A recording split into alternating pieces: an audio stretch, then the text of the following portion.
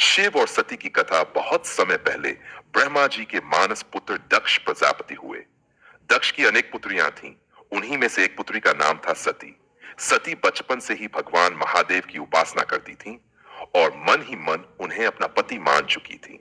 जब सती विवाह योग्य हुई तो दक्ष ने उनका विवाह किसी अन्य देवता से करना चाहा, लेकिन सती ने साफ कह दिया कि वे केवल महादेव को ही पति के रूप में स्वीकार करेंगी।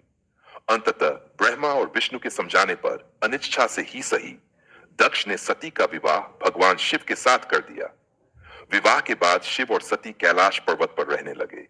दोनों गहन प्रेम और भक्ति से परिपूर्ण जीवन व्यतीत कर रहे थे।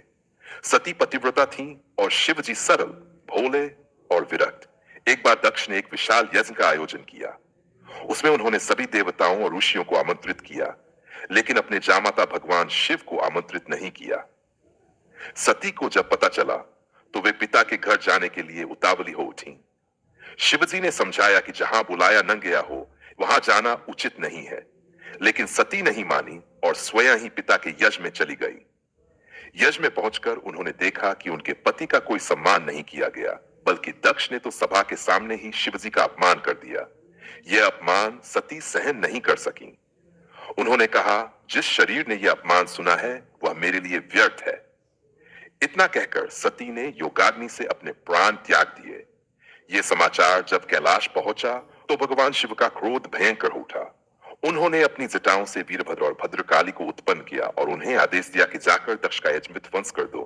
वीरभद्र ने यज्ञशाला जाकर सब तहस नहस कर दिया और दक्ष का सिर काट दिया। बाद में देवताओं ने भयभीत होकर शिवजी से क्षमामा हुआ। उन्होंने दक्ष के कटे हुए सिर की जगह बकरे का सिर जोड़ दिया और उसे जीवित कर दिया।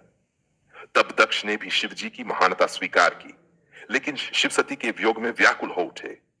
उन्होंने सती के जले हुए शरीर को अपने पर उठाया और समस्त ब्रह्मांड में भटकने लगे। उनके इस शोक से सृष्टि का संतुलन बिगड़ गया। तब भगवान विष्णु ने सुदर्शन चक्र चलाकर सती के शरीर को कई टुकड़ों में विभाजित कर दिया। जहां जहां सती के अंग गिरे वहां वहां शक्ति पीठों की स्थापना हुई।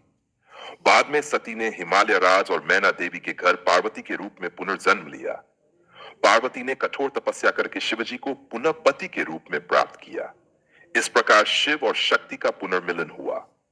सार ये कथा हमें सिखाती है कि सच्चा प्रेम अमर होता है, अहंकार का अंत विनाश होता है। शिव और शक्ति का मिलन ही सृष्टि का आधार है।